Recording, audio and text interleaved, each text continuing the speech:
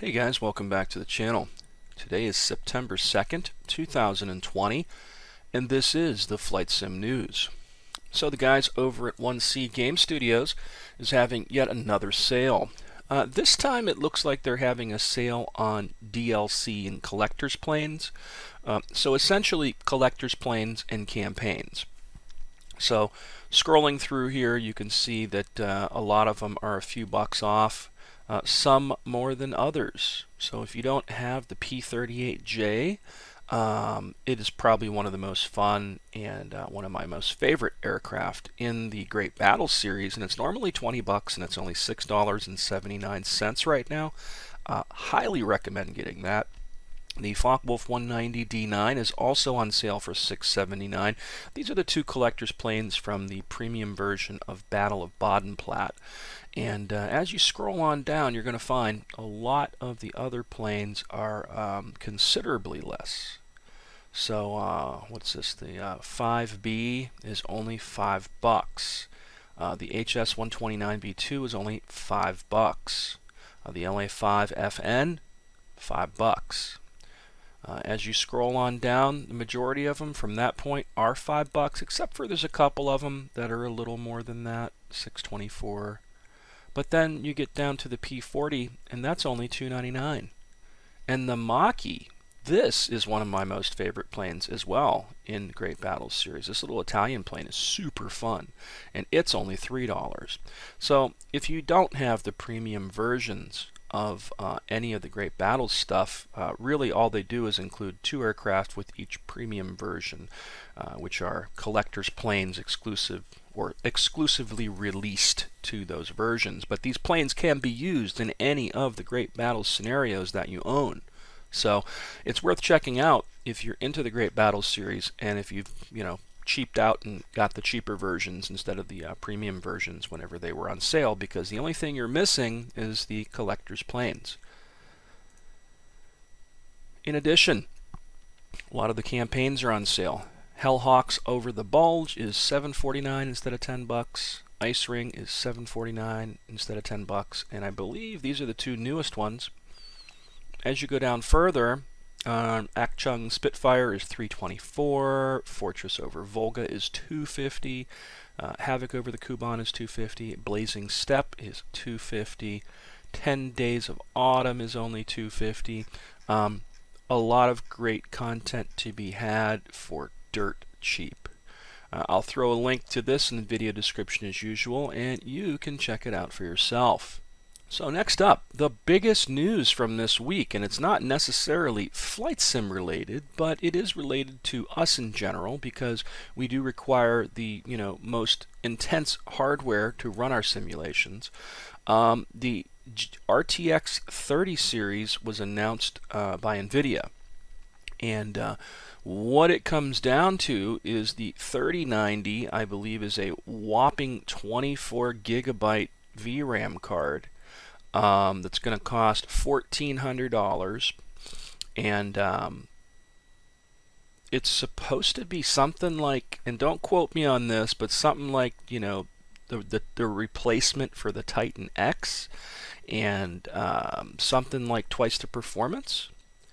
The sweet spot, I think, is going to be the 3080.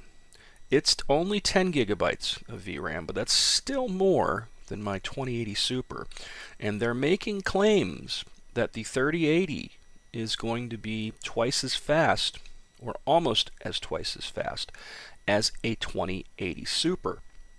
Its price point is $699, the same price of what the 2080 Super cost me just a year ago around this time when I had purchased it.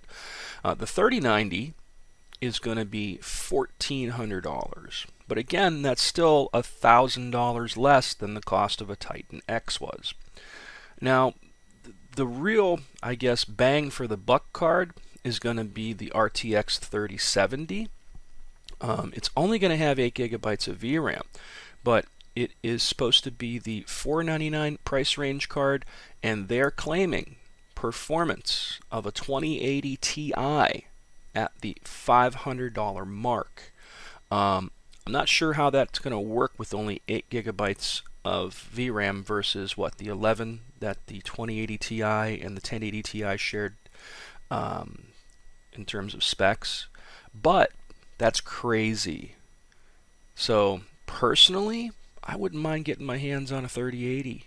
That sounds like a good deal. But again, you got to take all this with a grain of salt. Nobody with flight sims has done any testing on these cards yet that I'm aware of, and there's no data out there yet other than the marketing data that Nvidia is throwing out there. September 17th, I believe, is the release date for these cards. So it's going to be interesting to see if any of this rings true and how well this would help us with, the continuing issue with, performance in VR in DCS with the current generation of head-mounted displays that we have, like my Rift S.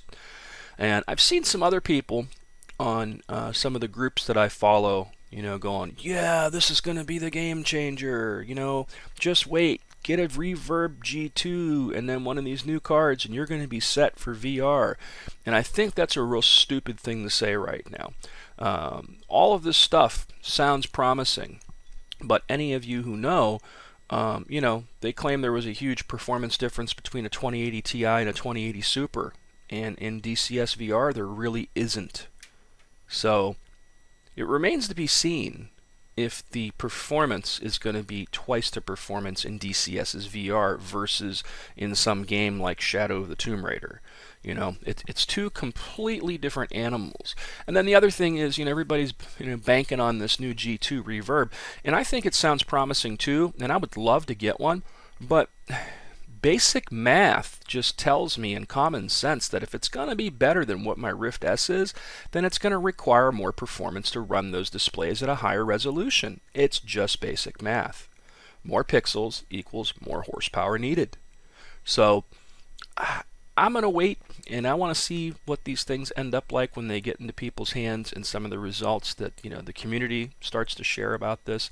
Then, and only then, would I believe that there's a possibility that these are our saviors for the VR and DCS, which runs abysmally poor at the moment.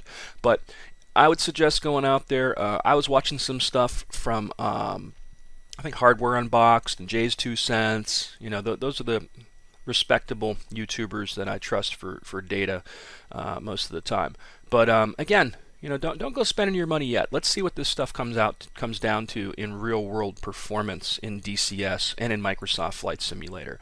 These are the things people are going to be testing more than anything, and I'm curious to see what the jump really is. But man, I feel bad for anybody that bought a 2080 Ti right now for $1,000 because even at what, $699 is the price point of the 3080, and that's going to definitely perform better than a 2080 Ti if it's going to be double the 2080 Super. So it's really a good time for hardware, that's for sure.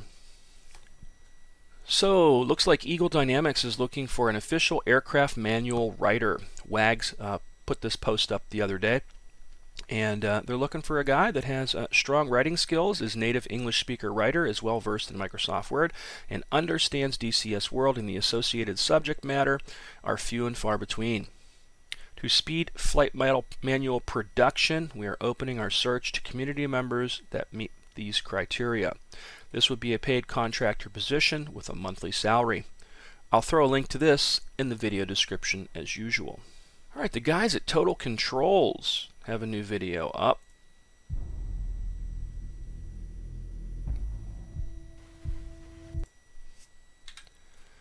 And really, I'm turning the sound off just in case this is, copyrighted material.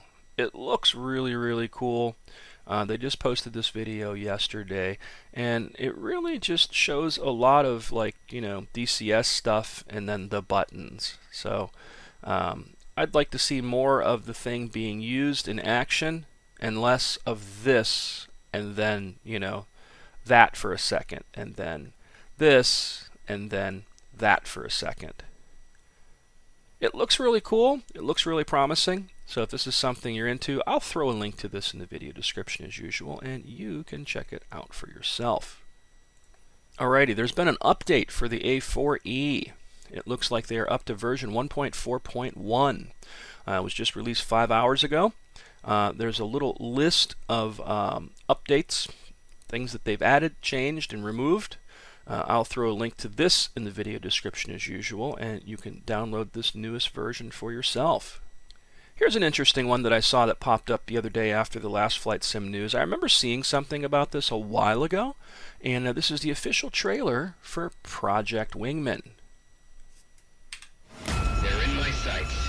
Going for a missile launch. Warning's going off. Someone's on me. There's traffic going by my way. Evade! Full throttle!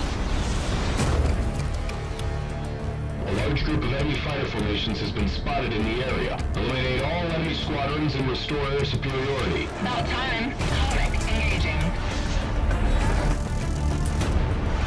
I expected better from the welcoming party. Monarch Fox 1. Target down. Watch him fly. Ground unit destroyed. Oh shit! Keep him guessing. Pop your flares, Monarch. Monarch, move your ass.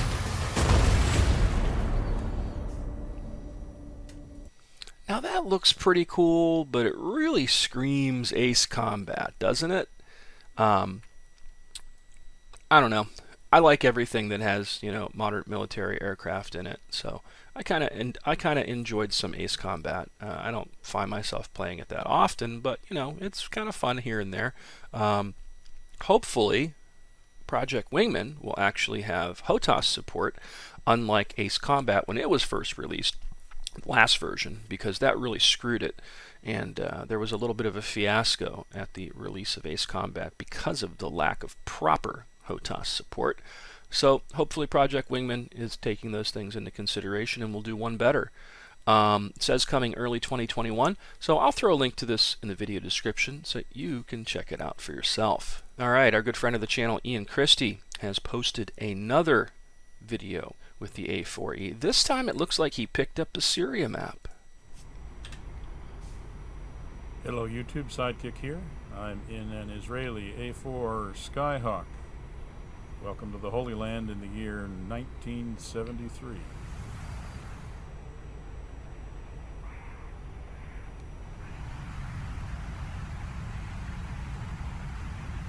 Well, Boom, taking out mortars. Another good video from Iain here. I'll post a link to this in the video description so you can check it out for yourself, and definitely check out his channel. He's got a lot of cool stuff going on over there. Now this is from Heatblur, and this is promising. This is a pretty big update from the guys at Heatblur. It says the A model is in its last stretch and pending artwork implementation, which is almost done, and testing. So we hope for a September release, but please do not crucify us if it will be October. They're firmly aiming for September, but testing can simply change that schedule if issues come up that demand more development time. The light overhauls have been done. We plan on no more work on lighting unless something changes and DCS would demand it. Sound overhauls are underway. The campaign is also taking shape. The Jester Lantern is pending recording of Jester callouts and testing, which we will likely push to October. The PBR overhaul for the AJS-37 is being worked on in the background. They can't give any estimate. The new cadence and patches takes, unfortunately, 2 weeks out of the dev schedule. Means what isn't done 2 weeks before the patch has to wait 1 month to get to the next chance. This is not ideal because sometimes those 2 weeks would be exactly what would be needed on top, but it provides a more stable approach towards patch releases, more testing time, etc., and thus more quality in the end. Such trade-offs are unfortunately a reality in a department and something we have to deal with. Please understand that we do not push dates deliberately or arbitrarily. I'm in general not a huge fan of giving estimates simply because history has taught us that whenever we try to give an estimate, we fall on our face again, as usually we cannot keep it. Not by negligence, as I said, but by circumstances. Thank you for your kind patience and understanding. As always, we have been nothing but blessed with your incredible support so far, and although we might have to delay more often than we please, rest assured that we'll deliver everything we promised in full. I skipped over some of the wording there. I just wanted to give you kind of an overview, but that's another fantastic update from Heatblur, who has always been nothing but transparent with us and completely cool about everything. Thanks, Heatblur. Really, thanks. Because this is how modules should be done and should be handled. And I'm really looking forward to that A model of the Tomcat. Fantastic news, guys. Really fantastic news. That also means that once the A model is out, the guys over at Reflected Simulations can push out their new campaigns. Ooh, I can't wait for Greg to do that. Fantastic news. Last but not least, there's a new Viper Early Access Guide. They have updated the Viper Early Access Guide that came with the Viper. I believe 9line had posted this, so there we have it. There was also a little bit of confusion last week, and I still don't understand some of it, but I do have an interview upcoming with Eagle Dynamics still, and I don't know why the email I got was from a Stephen Gray when it's actually Nick Gray. There's some weirdness with that, but 9line over at Eagle Dynamics confirmed that I do indeed have an interview upcoming with Nick Gray, not Stephen Gray. And the email I got was from a Stephen Gray, or under the header of a Stephen Gray, signed by Stephen Gray. So there's a lot of confusion there, and a lot of people were like, oh, you're an idiot, you know, Stephen Gray is so-and-so, and you're probably talking about Nick Gray. And I'm like, I can only go on what I have. And I have an email that is from a Stephen Gray. And there's no mention of Nick other than, you know, the guy was talking like in third person, stating that I heard you had trouble getting together with Nick, so let me help you out here. So maybe what's going on is Stephen emailed me and he's setting me up with Nick. That is the only thing I can decipher from that, because the Stephen that I got the email from was telling me he's very busy, he's in Morocco, and he's going to get this done for me. So maybe that's what's going on. He's just handing this off to Nick at this point. That makes the most sense. Communication has been, you know, kind of sparse. You know, I'm sure the guy's really busy. I'm waiting to hear back from him for a date. But like I said, 9line confirmed that, you know, they do have Nick Gray set up for me to do the interview on the topic of Eagle Dynamics, DCS, and the Fighter Collection. So I'm going to leave it at that, guys. As always, thanks so much for watching. Please subscribe to the channel. Feel free to hit that like button.